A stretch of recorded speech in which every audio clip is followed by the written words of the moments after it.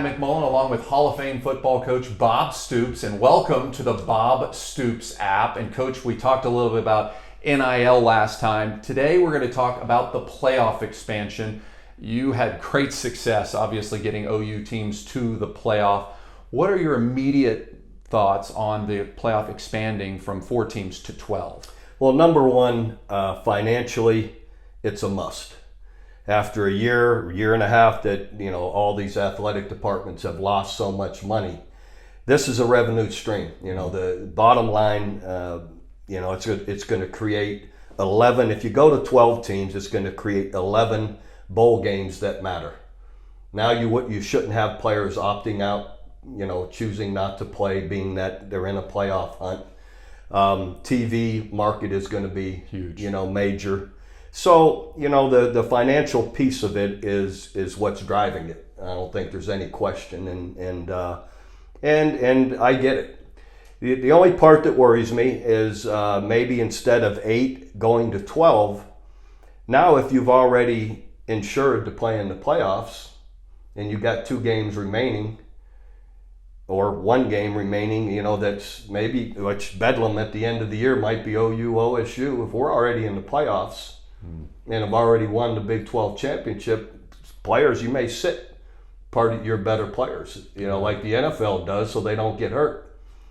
So that's the piece that you worry about. But overall, I don't think it's a question of will it happen. It's just how soon can they get it to happen. I know Dabo Swinney made a couple headlines by saying that the 12-team playoff will allow teams that should not be in the playoff get a chance to get on the playoff. Do you think that's good or bad for college football? Well, I think overall it's good, because now you're going to have, the group of 5 schools that aren't in the Power 5. Their champions get an opportunity now.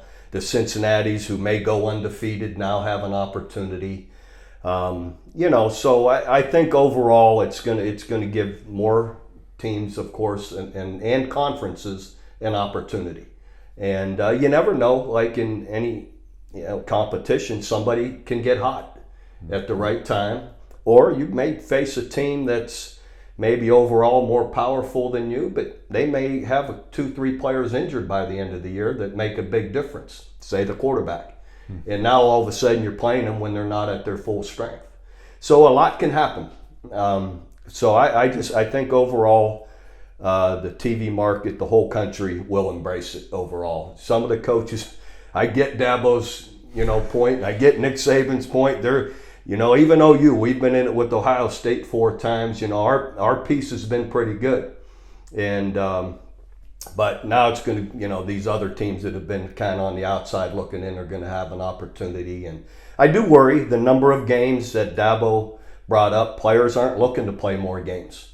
They're not NFL players. They're not 26 years old.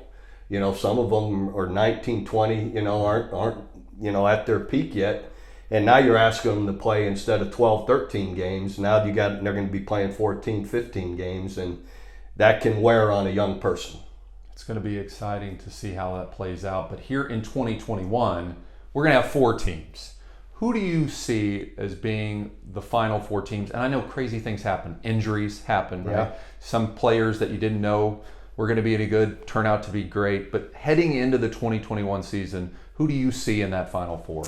Well, I think the obvious, that the ones that have been there, Alabama, Clemson, OU, Ohio State, we're not going anywhere. They're always going to have a fair opportunity. There's no question. I think the other ones that look really good, Georgia for sure really has a strong football team. I think the other one that people that has a real chance is Iowa State, with the number of players they have coming back. Quarterback, great running backs, defensive player of the year in the league, Mike Rose. So you may be surprised to hear that, but Iowa State, I think, is a really, really good football team with the people they have coming back.